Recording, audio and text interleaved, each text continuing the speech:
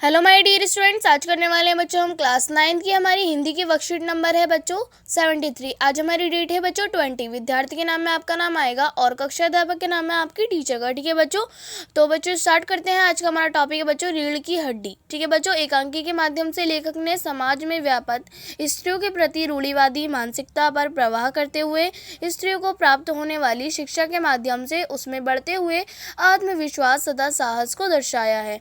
इसके लेखक एकांकीकार जगदीश चंद्र माथुर हैं। एकांकी लगभग नाटक का एक भाग या उसका छोटा रूप होता है। आपने रामलीला देखी होगी, वह भी नाटक एक रूप है। सिनेमा को इसका आधुनिक रूप कह सकते हैं। नाटक या एकांकी में मंच पर अभिनय द्वारा किसी विषय को प्रस्तुत किया जाता है जिससे सभी दर्शक सहज ढंग से ज्ञान और मनोरंजन प्राप्त करते हैं। नीचे दिए गए एकांकी के अंश को पढ़कर उसमें संबंधित उत्तर दीजिए। ठीक है बच्चों, तो हमें बोला गया नीचे हमें बच्चों जो एकांकी दे रखी है हमें ये पढ़ना है बच्चों, और नीचे हमें कुछ क्वेश्चन आंसर दे रखे हैं वो करने हैं। ठीक है, तो पढ़ लेते हैं। मामूली तरह से सजा हुआ एक कमरा, अंदर के दरवाजे से आते हुए जिन महाशय की पीठ नजर आ रही है वह अधेड़ उम्र के मालूम होते हैं। एक तख्त को पकड़े हुए पीछे की ओर चलते चलते कमरे में आते हैं। तख्त का दूसरा सिरा उनके नौकर ने पकड़ रखा है। ठीक है बच्चों, बाबू है वो यहाँ पे बोलता है बच्चों कि अबे धीरे धीरे चल, अब तख्त को उधर मोड़ दे, उधर बस बस। ठीक है बच्चों, जो मोटा आदमी है उसका नाम बाबू है। ठीक है बच्चों, उसने बोला ये। फिर बच्चों जो नौकर है वो बोलता है बिछा दूं साहब, तो बाबू है वो बोलेगा, ज़रा तेज़ आवाज़ में बोलता है वो कि और क्या करेगा, परमात्मा के यहाँ अकल बढ़ रही थी तो तू देर से पहुँचा था क्या, बिछा दूं साहब, और यह पसीना किस लिए बहाया है। नौकर कहता है बच्चों, तख्त बिछाता है तो वो कहता है ही हंसता हुआ। तो बाबू बोलता है हंसता क्यों है, अब हमें भी जवानी में कसरतें की हैं, कलसों से नहाता था, लोटों की तरह यह तख्त क्या चीज़ है, उसे सीधा कर यो, हाँ बस। सुन बहू जी से दरी मांग ला, इसके ऊपर बिछाने के लिए चद्दर भी कल जो धोबी के यहाँ से आई है मई। नौकर जाता है बाबू साहब, इस बीच में मेज पोश ठीक करते हैं, एक झाड़न से गुलदस्ते को साफ करते हैं, कुर्सियों पर भी दो चार हाथ लगाते हैं। सहसा घर की मालकिन प्रेमा आती है। गुंदुम्बी रंग छोटा कर चेहरे और आवाज़ में जाहिर होता है किसी काम में बहुत व्यस्त है। उनके पीछे पीछे भीगी बिल्ली की तरह नौकर आ रहे हैं। खाली थाल। बाबू साहब राम स्वरूप दोनों तरफ देखने लगते हैं तो प्रेमा जो है बच्चों वो बोलती है कि मैं कहती हूँ तुम्हें इस वक्त धोती की क्या ज़रूरत पड़ गई, एक तो वैसे ही जल्दी जल्दी में। राम स्वरूप बोलते हैं बच्चों धोती, तो प्रेमा जो है वो बोलती है हाँ अभी तो बदल कर आए हो और फिर ना जाने किस लिए। राम स्वरूप बोलते हैं बच्चों लेकिन तुमसे धोती मांगी किसने।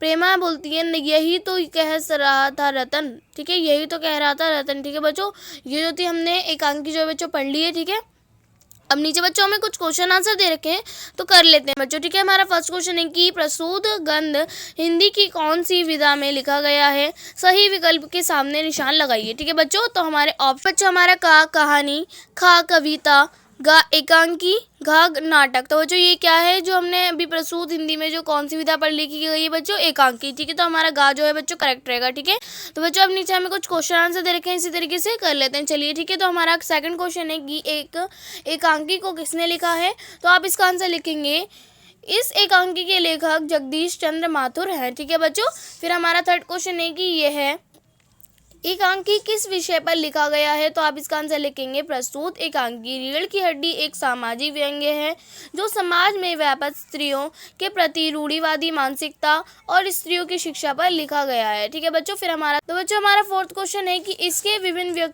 व्यक्तियों या पात्रों के नाम लिखिए। तो बच्चों आप लिखेंगे उमा जो है बच्चों वो लड़की है, राम स्वरूप है लड़की के पिता, और प्रेमा है लड़की की माँ। ठीक है, और रतन है बच्चों नौकर, और शंकर लड़का है, और गोपाल प्रसाद है बच्चों लड़के का पिता। ठीक है बच्चों, ये हो जाएगा। फिर हम बच्चों हमारा फिफ्थ क्वेश्चन है कि रीढ़ की हड्डी नहीं होना एक मुहावरा है। इसका अर्थ है स्वावलंबी नहीं होना या किसी बात पर खुद का निर्णय नहीं ले पाना। इसके दो वाक्य प्रयोग कीजिए। ठीक है बच्चों, तो आप इसका आंसर लिखेंगे पहला शाम। शाम इतना बड़ा हो गया है लेकिन उसकी हरकतें देखकर लगता है जैसे उसकी रीढ़ की हड्डी है ही नहीं। ठीक है, फिर बच्चों हमारा सेकंड लिखेंगे आप, आज मोहन ने अपने व्यवहार से फिर से साबित कर दिया कि उसकी रीढ़ की हड्डी नहीं है। ठीक है बच्चों, फिर हमारा 6 क्वेश्चन है कि आपने अपने आसपास किसी देखे गए नाटक, नुक्कड़ नाटक के बारे में लिखिए। तो बच्चों आप इसका आंसर लिखेंगे, लॉकडाउन के समय हमारी कॉलोनी में बच्चों ने एक नाटक किया जिसमें कोरोना के विषय पर लोगों को जागरूक करने का प्रयास किया गया। नाटक की सहायता से बताया गया कि किस तरह मास्क लगाकर, सामाजिक दूरी बनाकर अपने आप को कोरोना बीमारी से बचाया जा सकता है। ठीक है बच्चों, तो बच्चों हमारी वर्कशीट जो यहीं पर कंप्लीट होती है। आई होप आप लोगों को वर्कशीट अच्छे से समझ में आ गई होगी। तो बच्चों अगर आपने अभी तक मेरे चैनल को सब्सक्राइब नहीं किया है तो प्लीज़ मेरे चैनल को सब्सक्राइब कर लीजिए और बेल आइकन को ऑल पे सेट कर दीजिए ताकि मेरी आने वाली हर वीडियो का नोटिफिकेशन आपको सबसे पहले मिले। ठीक है बच्चों, तो मिलते हैं नेक्स्ट वीडियो में, तब तक के लिए टेक केयर, गुड बाय।